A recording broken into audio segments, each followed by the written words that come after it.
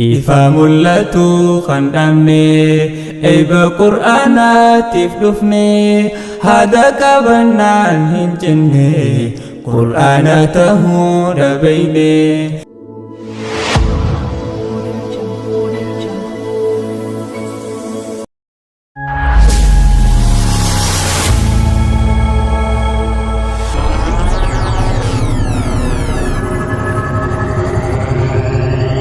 Ifa mul'atu kan dhabne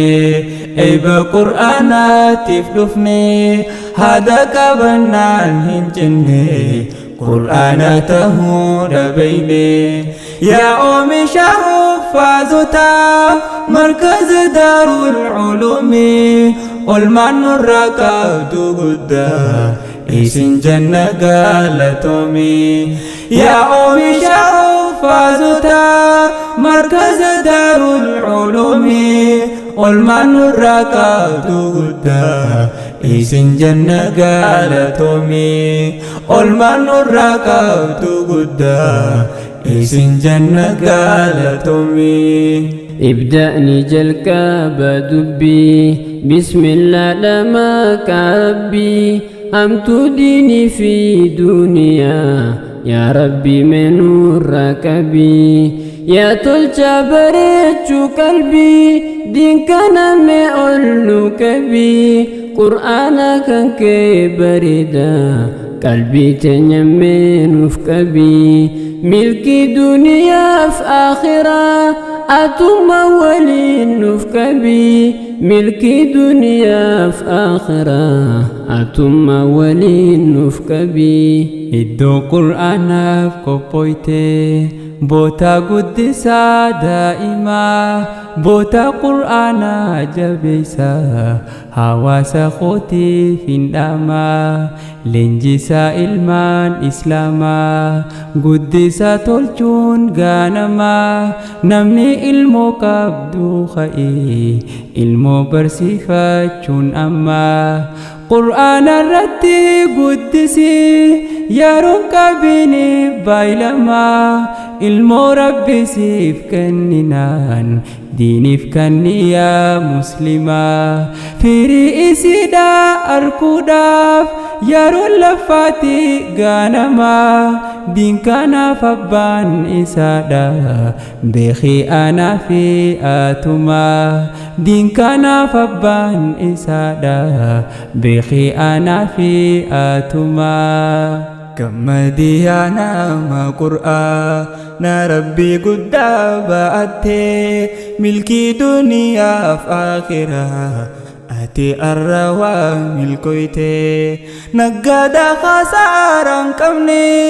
laalii tirfiisaa agartee boo rabbiin nama jaalatu khana khanaaf yoo beeyte man yuridillahu bihi khayran yufaqihu fiddiin warri qur'aana haffazdan isin dhugaadhaaf milkooytaan lafaatihaadhaaf abbaadha arra dhugumaan mul'iftaan jannatul firdawsi sankaa atahu badasni khaisan dunia fi akhirati isin hamil keisu rabbin jannatul firdausi sangka atahu badasni khaisan dunia fi akhirati isin hamil keisu rabbi. Ifa mul'atu kan dhabne eebba qur'aanaatiif dhufne haada qabannaan hin jenne qur'aana tahuu dhabayne. Yaa oomisha huffaazota markaza daarul culuumi olmaan nurraa qabdu guddaa isin janna galatoomi. Yaa oomisha huffaazota markaza daarul culuumi olmaan nurraa qabdu guddaa isin janna galatoomi. Olmaan nurraa qabdu guddaa isin janna galatoomi. hedduu galatooma jenna haadhaa fi abbootiin teenya isin gammachiisa barii yoomillee gammachuun teenya nu caalaadha nuuf gammaddan isin bar gammachuu teenya nu waliin qooddatanii rakkoo fi bal'ina keenya akka nama taanuuf nuti hedduudha nu laafatanii xiqqeenya keenyallee isin waa ijaan arguun feetanii halkanii fi guyyaa hunda nuuf yaadda waadhaa turtanii yaaddoon teeysanii sin banne kunuurra firii gartanii ifi agabdaanis nuti nu qubsuudha filattanii himee fituu hin danda'u waan isin nurraa taatanii silaahuu fituu dandeenyu nuti galataa keeysanii rabbiin isiniif haa godhu qubsuma firdawsiisanii rabbiin isiniif haa godhu qubsuma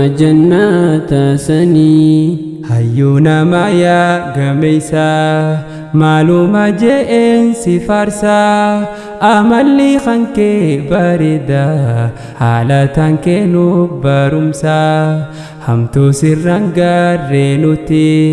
takka jireenyaa keeysaa namaddaan bahuun barbaanne